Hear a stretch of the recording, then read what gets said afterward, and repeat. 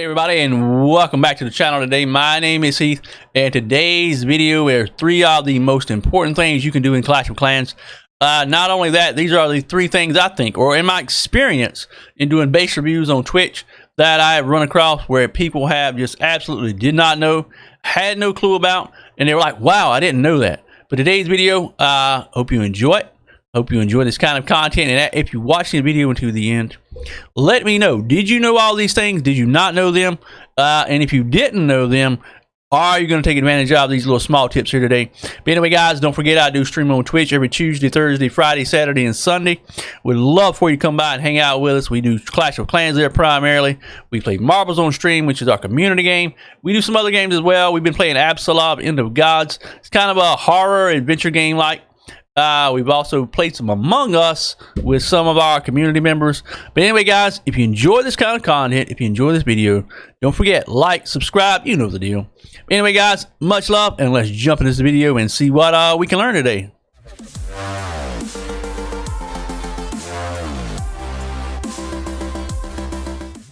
Wow, here's one little clip, guys. Mossy had to make her debut. Mossy was standing on my feet as I was recording the intro. So here's Mossy. Mossy making her appearance on camera today. Tell him, hey Mossy, say how you doing. She's awesome dog, guys. By the way, everybody on my Twitch channel loves her. We love her around here. Anyway, guys, let's jump into the video for real this time, and let's get it going, boys and girls. All right, boys and girls, let's talk tips today. I think these are three tips that every Clash of Clans player should know. If you watch this video to the end and you watch all three tips, let me know if you knew all three of them. And if you didn't, which one didn't you know? And also, guys, share with me some tips about Clash of Clans that I might know. Maybe there's something out there that you know that I don't know. Let me know what it is. Give me some tips, and we might feature it in a new video, an upcoming video, and give you a shout out in the video. So let me know, guys, if you have any tips about Clash of Clans you can give me as well. But anyway, guys, let's jump in here and see what we can learn about the Eagle Artillery. All right, let's look at the Eagle Artillery. This first tip I actually didn't even know up until about 5 or 6 months ago, and it deals with the actual activation of the Eagle Artillery. How many housing spaces worth of troops does it actually take before the Eagle Artillery will activate?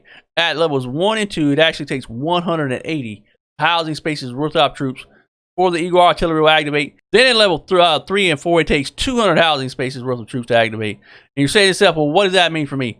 That means you can actually strategically deploy your troops, strategically deploy your spells and your heroes before the Eagle Artillery will actually activate and start hammering down on your troops, destroying and damaging your troops along the way. So anyway, guys, let's break it down. We're going to look at troops first, then we're going to look at heroes, then we're going to look at spells, and actually what that means for housing spaces in regards to the Eagle Artillery. All right, so like I said, we're actually going to look at troops first and what that means in regards to housing space.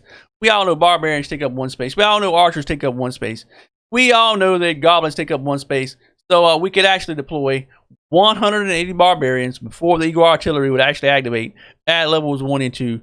For level 3 and 4 to activate, it would actually require 200 barbarians. You actually said, well, what about the rest of the troops? Well, we know giants take up 5 spaces. We know things like dragons take up 20 spaces. So all we have to do is do the math and figure out how many of each troop it would take before the Eagle Artillery would activate. So let's say an Electro Dragon, just for easy math today, guys. My math skills aren't all that great. It would actually take 6 Electro Dragons before the Eagle Artillery would actually activate at levels 1 and level 2. At level 1 and level 2, we get 6, and that would be 180 spaces. So let's deploy 6 E-Dragons. And then at level 3 and 4, it would take an additional 20 spaces. So now we need to add something in there for, let's say, 20 spaces, that being the dragon. There's a dragon in there, so that's 200 housing spaces worth of troops before the Eagle Artillery actually activates at levels 3 and level 4. All right, so the next thing we're actually going to look at on the list, and that is spells. And you're saying to yourself, well, spells take 2 spaces. So essentially that's 2 out. Nope, actually that's not correct. So let's talk about this. Things like our lightning spell, things like our poison spell, things like freeze, quake, skeleton spell, haste spell, and the bat spell require 1 space, but 1 space for a spell actually equates out to 5 housing spaces worth of troops. So each spell like these, like the bat spells, equates out to 5 housing spaces worth of troops, which in turn means things like our rage spell, things like our jump spell, things like our heal spell, since they take up 2 spaces, that equates out to 10 spaces. So our rage spell, our heal spell, and our jump spell, these take up 2 housing spaces. So with those 2 housing spaces with spells, that would equate out to 10 spaces or 10 housing spaces worth of troops in that allotment. So we have now taken up 10 spaces by just choosing the rage spell. Now you're saying to yourself, well, what about the clone spell? Clone spell takes up 3 spaces. Well, simple math, guys. 3 spaces, 3 times 5 equals 15. So one clone spell actually takes up 15 housing spaces worth of troops.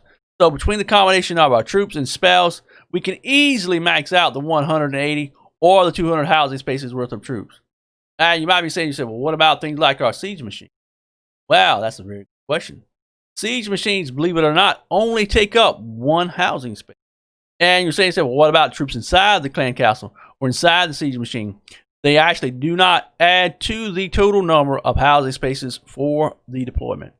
So whatever's inside the clan castle, whatever's inside the wall wrecker, the blimp, the stone slimer, the siege barracks, whatever's inside doesn't count towards the total number of troops on the battlefield in regards to the actual activation of the Eagle artillery. However, what does count is this. If we bring a spell in our clan castle, whether it's a rage spell, that would equate again out to 10 spaces. We bring a free spell or any other single slot spells, that would equate out to 5 spaces. So whatever spell you bring in the clan castle, that adds to the actual total number of troops or spaces on the battlefield. So between the combination of your heroes, the spells, and your actual troops themselves, that's how you end up with the total number of housing spaces on the battlefield. And you ask yourself, well, what about the heroes? Do the heroes take up spaces as well? They actually do. They actually take up quite a lot. So let's look at our heroes here. At Town Hall 13, we have access to 4 heroes. Each of these heroes takes 25 spaces. That means our Royal Champion. That means our Grand Warden. That means our Barbarian King. And our Queen, with all 4 of them deployed on the field. That equates out to 100 housing spaces worth of troops on the field. And right there, we've already used up almost half. Well, we actually used up half of our housing spaces on the field. So deploying all 4 heroes right at the start leaves you with only 80 more housing spaces worth of troops for a level 1 and a level 2 Eagle artillery. And at level 3 and level 4, that leaves you with 100 spaces left to deploy troops. One little final note about troops here. Things like our witches, things like our golems and our lava hounds. Whenever the lava hounds pops, the lava hound pups do not count towards the actual total number of housing spaces. When the golem breaks and turns into 2 golemites, the 2 golemites do not count towards the actual number of housing spaces. The same thing with the witches. When the witches spawn skeletons, those skeletons do not count towards the total number of housing spaces in our deployment before the Eagle artillery will activate. Same thing with spells. Going back to our spell list, let's look at things like our bat spell, which actually spawns bats. Those bats do not count towards that number.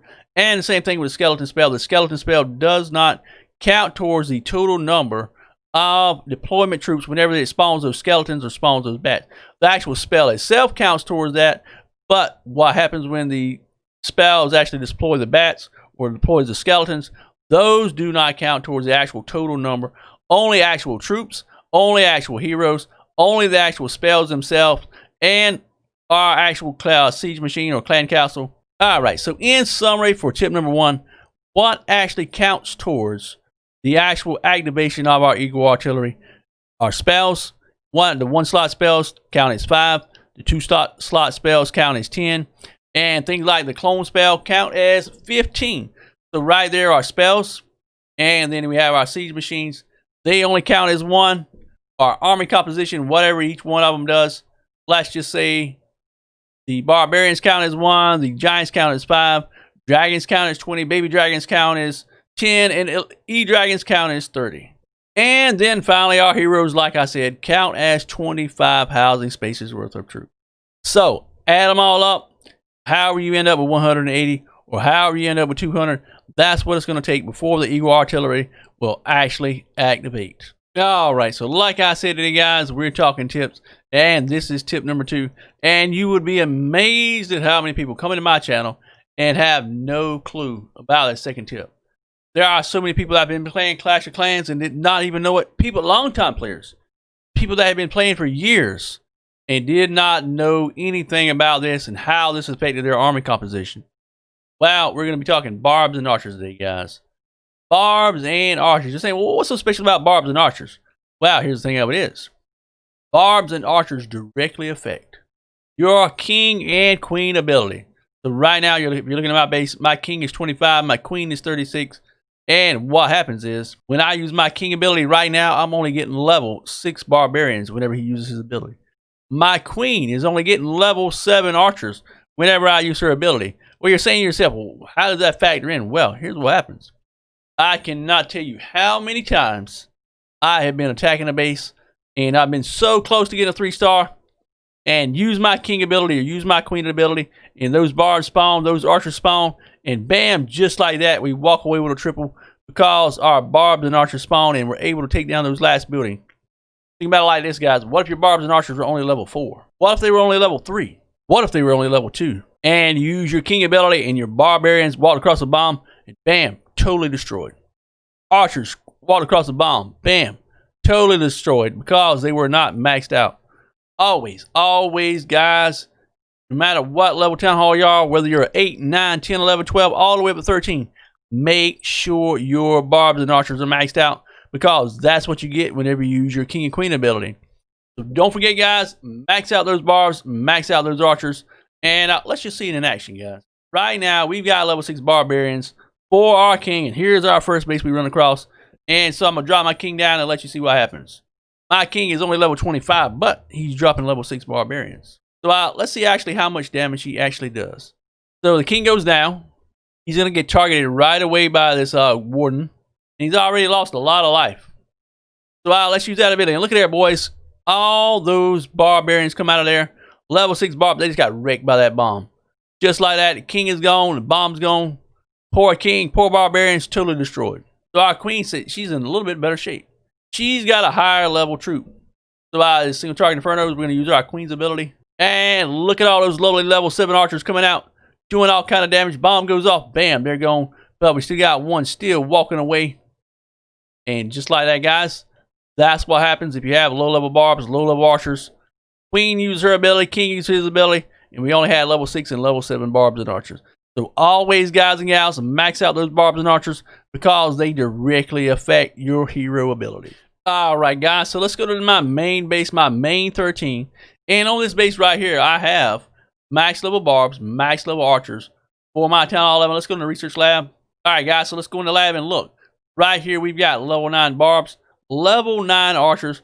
So this is what our king and queen are getting whenever we use their ability. So let's jump in and see how they actually, well, they do. Let's find us a base, attack it. And we're only going to be using our king and queen with tactics base. So let's search. All right, first base that pops up is this one right here.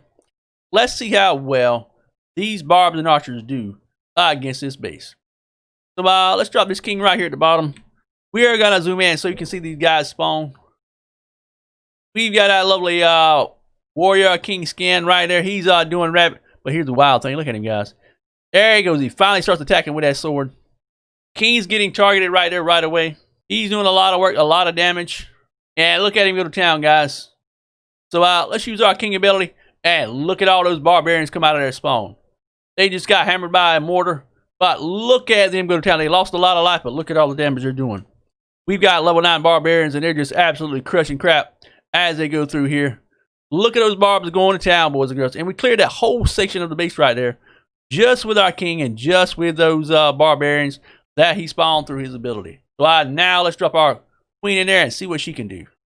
Queen goes down. Queen's going to be working on the corner of this base. We're going to be using her. Queen's going to be attacking these gold mines. Here come these little skeletons. So let's pop the queen's ability and see what happens. Right there, look at all those archers coming out. Max level archers, and bam, just like that, the elixir storage is gone. Here comes the barracks. Barracks is gone. And there we go. Queen still up. Looking good. And there we go. And of course, our archers are pretty much mush. And they got squished. But anyway, guys, barbs, archers, always, guys, max out your barbs and archers whenever you use your king and queen ability. Alright, guys, our last and final tip of the day is this. And it goes hand in hand with tip number 2, that being our barbs and archers. And that is our heroes. I do so many base reviews on my channel, guys. I cannot tell you how many times I've seen a Town Hall 10, Town Hall 11, a Town Hall 12, a Town Hall 13 with heroes that are like level 5, level 10, level 15, level 13 Town Hall with a level 20 king, a level 20 queen, a level 5 warden, or even a level 1 warden, guys. It is absolutely key to your base, to all of your attacks, that you have your heroes maxed out for each Town Hall level. So that means Town Hall 8, you need a level 10 king. Town Hall 9, you need a level 30 queen, a level 30 king. Town Hall 10, you need a level 40 queen and a level 40 king. Town Hall 11, you need that warden at level 20. You need that queen and that king level 50. Town Hall 12, you need that queen to 65. You need that king to 65. And you need that warden to level 40, guys. And then in Town Hall 13, work on those heroes once again. Getting that king and queen all the way up to level 75. Get that warden to level 50 and get that brand new champion, the royal champion of one of them all only, to level 20. You will not regret it, guys, when it comes to your Clash of Clans experience. Having those heroes maxed, having those barbers and archers maxed. So now that you've watched this video, guys, did you know these tips? Have you taken these tips to heart? And will you make use of these in your future endeavors in the Clash of Clans experience? Let me know in the comments below if you enjoy these kind of things. If you enjoy these tips, subscribe, like, you know the whole deal. But if you have some tips of your own that you would like to share with me, let me know, guys, in the comments below. And I will try to put them in an upcoming video. Anyway, guys, much love. Hope you enjoyed this video. And I will see you very, very soon, guys. Until next time, much love and peace out.